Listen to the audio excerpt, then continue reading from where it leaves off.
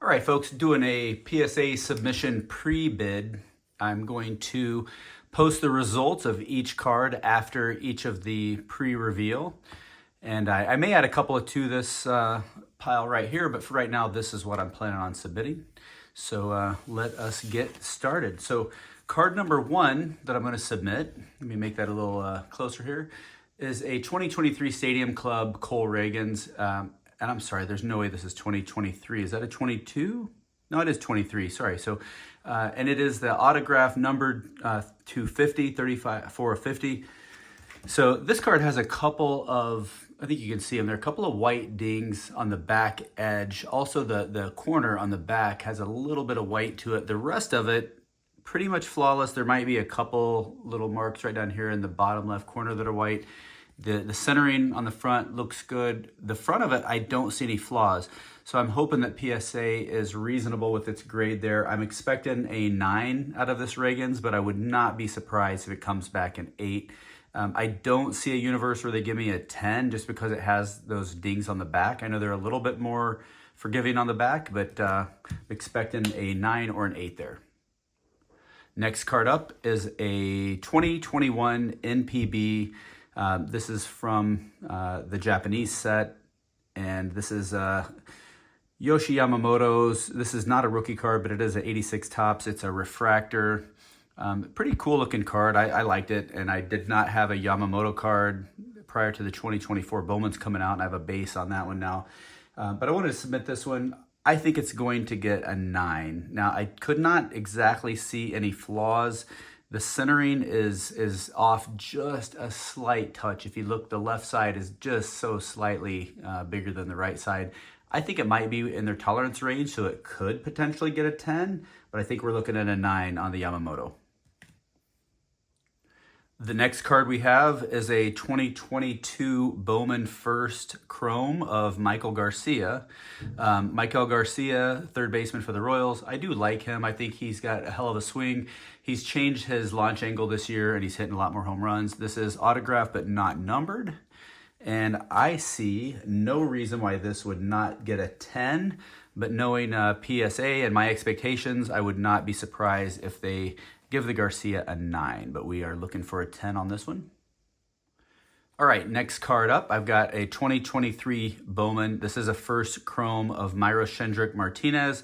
He's a prospect for the Dodgers. This one's numbered 18 out of 499, and of course is his auto. I don't know what number he wears or what he may plan to wear for the Dodgers, but it would be super cool if he ended up wearing number 18, would add value to this one. So the Martinez, I think, is in perfect condition, so I believe I should be getting a 10 on this one. I'm not even going to say I speculate that I could get a 9. I mean, obviously, if I don't think it's a 10, it's less than that, but I think I could get a 10 on this one, so I'm really hoping to pull off the gem on the Martinez. All right, next up is a 2023 Bowman's Best Caden Wallace auto. So this card is interesting. It doesn't say first because it's not his first Bowman. It also doesn't say rookie card because it's not his rookie card, so it's that weird in between. But Caden Wallace is a standout prospect for the Royals. I'm a Royals fan, and I thought, you know what, for 15 bucks, let's get this thing slabbed up. I don't see a flaw in it, so I'm predicting a 10 on the Wallace. If it comes in a 9, I'll be a little disappointed because it really wouldn't have been worth sending in. But again, that's the way it goes, and let's see what PSA did for us. Next card to be submitted is a 2022 Topps Archives Bobby Witt Jr. rookie card.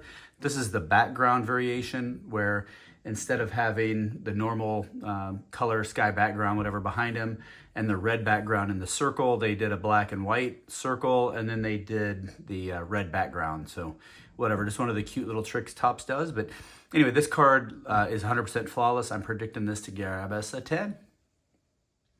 All right, the next handful of cards are all from an 86 Topps vending box that I bought. The vending box is interesting because most of the cards came in pretty good shape. There were a few that were dinged up just from the box and the way it was stored. The first one up, though, out of that set is a 86 Nolan Ryan, who I consider to be the greatest pitcher ever to take the bump. And this Nolan, unfortunately, is off-centered because the rest of it was flawless. And I really feel like I could have got a gem on this Nolan if it was centered. The centering top to bottom was perfect. There's absolutely no white at any of the black, which is very, very tough on the 86, but the centering is off left to right. And so no chance at a 10. I'm really hoping that PSA recognizes just how sharp this card is otherwise and gives me the 9, but I would not be surprised if I come away with an 8 on this Ryan. But since it was a personal pull and I did not have this card prior, I'm gonna go ahead and pay to have it graded. Again, I'm not really looking for return on investment here. I'm just wanting to see if I can get a couple of 10s out of that vending box that I bought and also encapsulate a few of the cards that I consider more of my favorites. All right, next up we have the all-time hits king, one Pete Rose. This card is also pretty much on point all the way around. I don't see a flaw anywhere on this. There's a little bit of like cut mark on the left side of the border, but the cut mark is factory, and so I am expecting a 10 on this Rose, but would not be surprised if they are a little tough and give me a 9. Next card up out of the 86 Topps vending box is a Tony Gwynn. Tony Gwynn, possibly the greatest contact hitter of all time. Guy struck out so few times, it's not even funny. I mean, he was one of the greatest to ever play, basically the opposite of all the guys we have out there today. Anyway, so this card is in very, very, very good shape. I would have said a 10 if not for two things. The centering is off by maybe 4 or 5%, and there's one tiny ding at the bottom corner there. I don't know if you can see it on this video. It's very minor. I would not be surprised if it does get a 10, but I'm predicting a 9. All right, next up we have the Hitman, Mr. Don Mattingly. Mattingly was one of the players I hated the most during his playing days because I felt like he had an intense rivalry with the Royals, who used to be decent in the 80s, and it was always fun to watch those guys play. This Mattingly is in flawless condition with possibly the exception of the top left. There's some very, very, very minor edge wear on the top left and even that top left corner. As a result, I'm predicting a 9 on the Mattingly. Could it get a 10? Possibly if I got a good grader or one that liked the submission, I guess. Otherwise, I'm probably expecting a 9 on the mat. All right, next one on deck is a Iron Man, Mr. Cal Ripken. So this card also, I don't see any flaws on it. So would I be surprised if I don't get that 10? No, but I don't see any flaws. I mean, it's got sharp corners, maybe the slightest hint of white on that top left corner, which again, just came right out of the box that way. Otherwise, the card is perfectly centered, no issues. So I would love to see a 10 on this. Like with all these that I'm expecting a 10, I'm not going to be disappointed if I get a 9. So we'll see what they say. All right, one more 86 Topps, and that's Kirk Gibson. It's definitely not a Kirk Gibson rookie. I believe Gibson's rookie was 1981, which I think I have an 81 Gibson somewhere, but if not, I am on the hunt for an 81 Gibson as part of my 80s collection. Gibson, obviously, with the clutch home run in the 88 series. And this 86 card looks flawless to me. I mean, if you want to really, really, really dig in with the loop, you can see at the very bottom, there's a very slight touch on the edge. As a result, I would not be surprised with a 9 on this one, but with the centering being as perfect as it is and the top being absolutely flawless, that black is flawless. I'm really hoping I score a 10 on this Gibson. Again, it's not monetarily worth sending in if you don't get a 10 on any of these really, except maybe the Nolan. But I don't care. It's still fun. They've got this special going for $15 right now, and let's see how the Gibson fares. All right, and the last two submissions I'm going to do are going to be crossovers. I always like to see how PSA stacks up, and so the first one I'm going to do is a GMA. I think the Soto Topps Heritage rookie card is only worth like probably $40 in a PSA 10, but it's the only GMA slab I have. I don't know what GMA is. I don't care for it. So we will see what PSA says about their 10. And then also I've got a Rickey Henderson, and the special for this deal is from 1980 and up. And so I thought, you know what, let's see what PSA says about the SGC 7.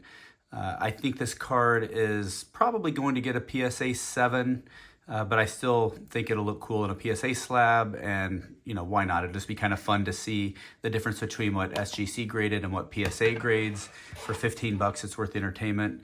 The Soto, I don't see anything wrong with it, so I'm gonna guess that it gets a 10 from PSA. If so, does that make me respect GMA a little more? Maybe. I don't know. We'll see, and let you be the judge. So, all right, let's get these babies cracked out of here. All right, let's do the Soto first.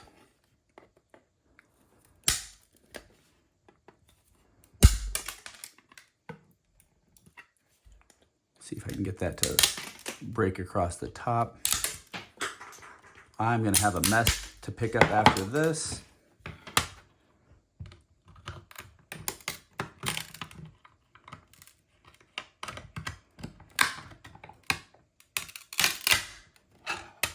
Came off pretty easily.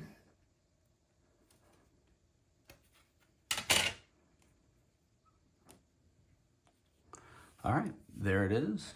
I will prepare it for submission. And now let's give the SGC slab a try. I don't recall if I've ever broken an SGC slab, but we shall soon find out. I've seen all people's methods of cracking slabs. I still think cracking that corner is by far the easiest and safest way. I've seen people try to do the split from the bottom to make it go all the way across the card. That scares the shit out of me, and I would never do that with a truly valuable card. With some of these, is it that big of a deal? I mean, obviously not that Soto. I can buy another Soto for 40 bucks. The Rickey, maybe a little bit. All right, there we go. Got that popped right out as well.